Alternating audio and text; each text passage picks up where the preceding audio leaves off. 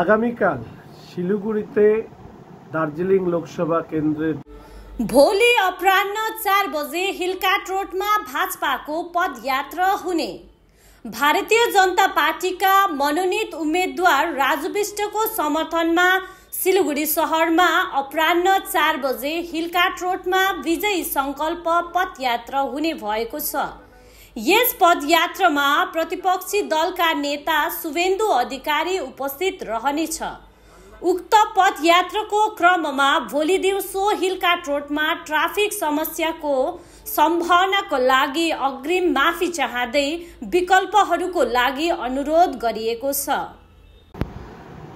आगामीकाल শিলিগুড়িতে দার্জিলিং लोकसभा केन्द्र प्रार्थी तथा बर्तमान सांसद श्री राजू विस्तार समर्थने विरोधी दलनेता पश्चिमबंग श्री शुभेन्दु अधिकारी महाशय उपस्थितिते एक विजय संकल्प यात्रा अनुष्ठित हबे।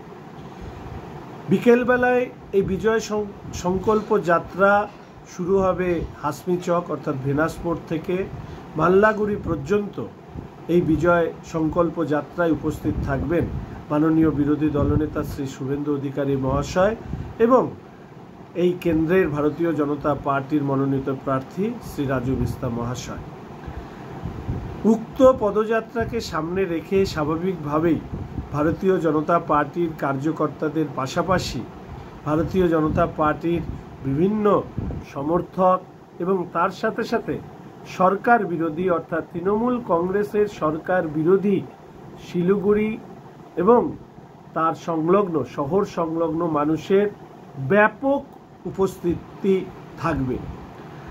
शिलिगुड़ी शहरेर विधायक हवार कारणे जनप्रतिनिधि हवार कारणे आगाम शिलिगुड़ीबासीर काछे आमि क्षमा चेये निচ্ছি। এই কারণে माननीय विरोधी दलनेतार এই विजय संकल्प यात्रा अनुष्ठित हवार कारणे बिकेल बेलाय शिलिगुड़ी शहरेर हिलकाट रोडे যান চলাচলের ক্ষেত্রে কিছু প্রতিবন্ধকতা তৈরি হতে পারে।